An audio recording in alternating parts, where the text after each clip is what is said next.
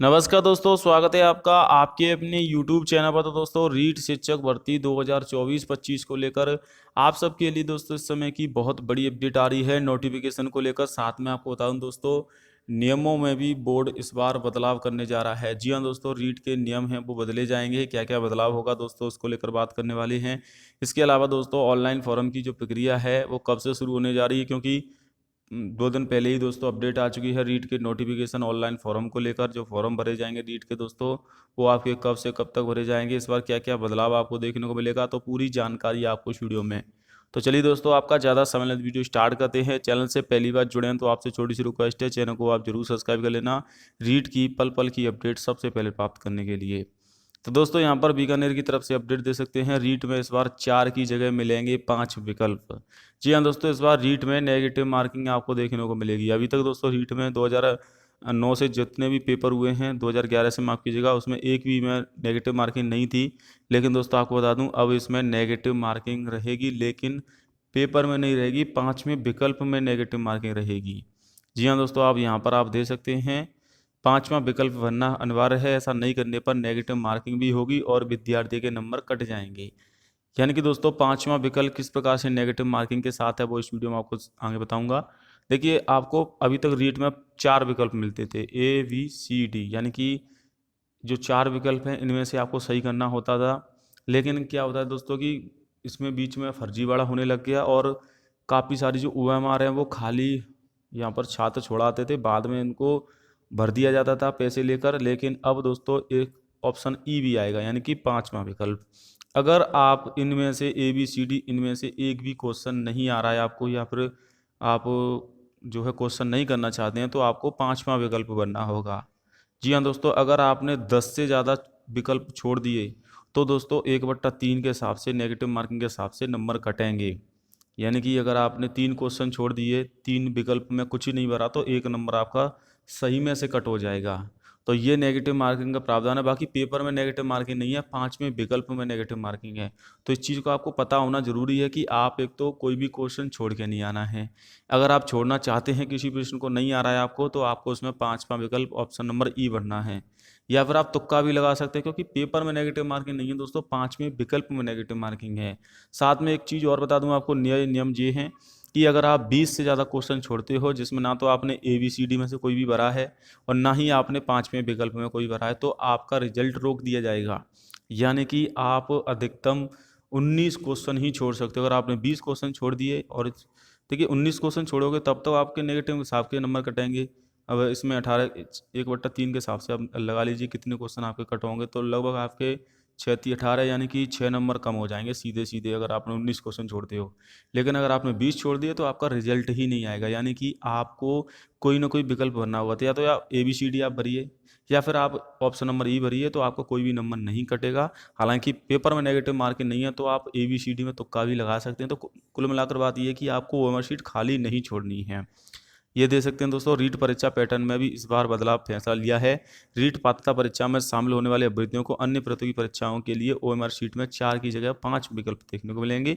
और रीट का नोटिफिकेशन दोस्तों नवंबर के फर्स्ट वीक में जारी किया जाएगा, और तीसरे सप्ताह में यानी कि जनवरी के लास्ट तक परीक्षा का आयोजन किया जाएगा। मान के चलिए दोस्तों 23 या 24 या 25 इन डेट को आपका दोस्तों रीट का पेपर है वो होगा, और जनवरी 2025 में। तो नेगेटिव मार्किंग का आपको ध्यान रखना है। साथ में दोस्तों अपनी तैयारी भी अच्छे से करनी है। खुद देखिए, शिक्षा मंत्री की तरफ से कहा गया है, शिक्षा विभाग रीट के साथ साथ शिक्षक भर्ती परीक्षा को लेकर भी तैयारी कर रहा है। आपको बता दूं दोस्तों, रीट के तुरंत बाद ही आपकी मुख्य परीक्षा होगी।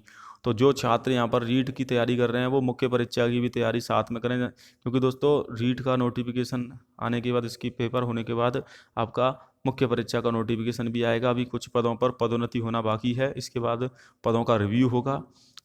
आपके लगभग 33,000 तो पद पहले से ही खाली हैं, और 15,000 पदों पर अपडेट आ रही कि DPC होगी। तो 15,000 पद और ऐड हो जाएंगे। इसके बाद दोस्तों राजस्थान टीचर भर्ती होगी, और उसका नोटिफिकेशन जारी होगा। जनवरी 2025 में रीट परीक्षा होगी। 13 से 15 लाख विद्यार्थी परीक्षा में बैठेंगे। 5वां विकल्प आएगा दोस्तों, नेगेटिव मार्किंग रहेगी। तो ये कुछ नए नियम इस बार चेंजेस किए गए हैं। ये देखिए, नेगेटिव मार्किंग इसकी सी अभी 10% से अधिक सवालों के जवाब में 5 विकल्प में से एक भी विकल्प नहीं चुना तो उसके नंबर कट होंगे। तो ये मैंने आपको शुरुआत में ही बता दिया है।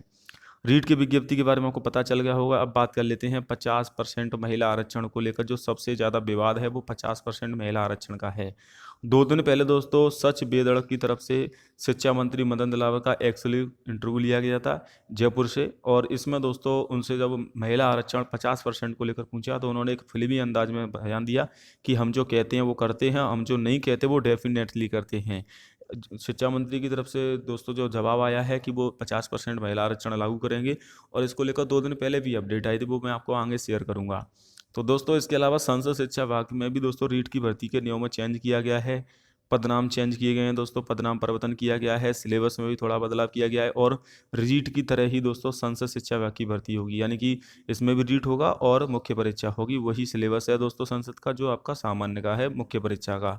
तो ये भी सिलेबस बोर्ड ने जारी कर दिया है, 2 दिन पहले ही अपडेट आई थी। ये देखिए कार्य विभाग के द्वारा जो अधिसूचना जारी की गई थी जिसमें संसद L1 और L2 के नियम में चेंजेस किया गया, किस आधार पर भर्ती होगी। पहले राजस्थान अध्यापक परीक्षा पास करना जरूरी है, इसके बाद मुख्य परीक्षा, उसी के आधार पर सिलेक्शन होगा। वही सिलेबस वही नियम आपको देखने को मिलेंगे संसद शिक्षा विभाग में भी।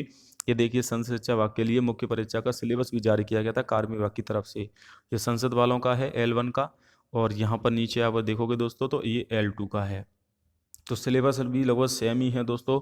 1-2 चेंजेस हैं आपके संसद की शिक्षण विधियों में, ज़्यादा चेंजेस नहीं है। ये सामान्य स्तर का भी सिलेबस साथ में ही जारी कर दिया गया है।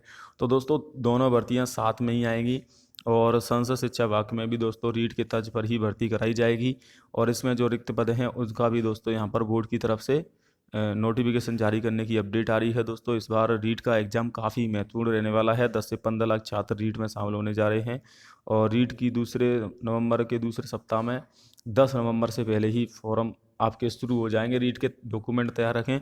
साथ में आज अपडेट आई है दोस्तों कि अगर आपके पहचान पत्र, यानी कि जैसे कि आपका आधार कार्ड है, ड्राइविंग लाइसेंस है, जो भी आपके डॉक्यूमेंट है जिनमें आपका फ़ोटो लगा हुआ है, वो 3 साल से ज़्यादा पुराना नहीं होना चाहिए। अगर 3 साल से ज़्यादा पुराना है तो आपको एग्ज़ाम में घुसने नहीं दिया जाएगा। तो आप फ़ोटो भी अपडेट करा लें। जैसे कि आप एग्ज़ाम देने जाओगे तो उस समय या तो अपने साथ आप आधार कार्ड ले जाओगे, या ड्राइविंग लाइसेंस ले जाओगे, या पहचान पत्र ले जाओगे। तो इनमें आपका जो फ़ोटो है वो 3 साल से ज़्यादा पुराना नहीं होना चाहिए। आज ही अपडेट आई है दोस्तों कि आप उसको अपडेट करा लें, वरना एग्जाम में आपको दिक्कतें हो सकती है। ग्रेड 3 शिक्षक भर्ती में L1 में 50% महिला आरक्षण का जो विवाद है लगातार बढ़ता जा रहा है। विधि विभाग की 3 बड़ी आपत्तियों के बाद दोस्तों द्वारा से संशोधित फाइल भेजी गई है और बीकानेर को, और अपडेट है कि दोस्तों आने वाले सप्ताह में 50% महिला आरक्षण को लागू कर दिया जाएगा। जी हाँ दोस्तों, 50% महिला आरक्षण लागू हो सकता है, पूरी संभावना है। इसीलिए दोस्तों मैं आपसे बोल रहा हूँ कि इसका विरोध करना पड़ेगा, वरना आगे चलकर आपके लिए दिक्कतें होंगी। रीट के सिलेबस में भी आंशिक संशोधन संभव है। रीट का सिलेबस नोटिफिकेशन के साथ ही जारी होगा दोस्तों, क्योंकि CBSE की कुछ किताबों में, NCERT की कुछ किताबों में भौगोलिक स्तर पर कुछ बदलाव हुए हैं। इसको देखते हुए एक्सपर्ट दोस्तों रीट के सिलेबस में भी बदलाव कर सकते हैं, क्योंकि अधिकतर जो क्वेश्चन आते हैं रीट के वो NCERT की बुक में से आते हैं, और वहाँ पर सिलेबस में थोड़ा बहुत बदलाव हुए हैं। इसीलिए दोस्तों ये देख सकते हैं 15,000 पदों पर DPC के लिए मैंने आपको बताया था शुरुआत में ही कि DPC होगी, तो 33 या तो पद हैं, 15,000 और ऐड हो जाएंगे, तो लगभग आपके दोस्तों 38,000 के 48,000 के आसपास पद खाली हो जाएंगे। वीडियो पसंद आए तो वीडियो को लाइक जरूर करना, चैनल को भी सब्सक्राइब कर लेना रीट की पल पल की अपडेट के लिए।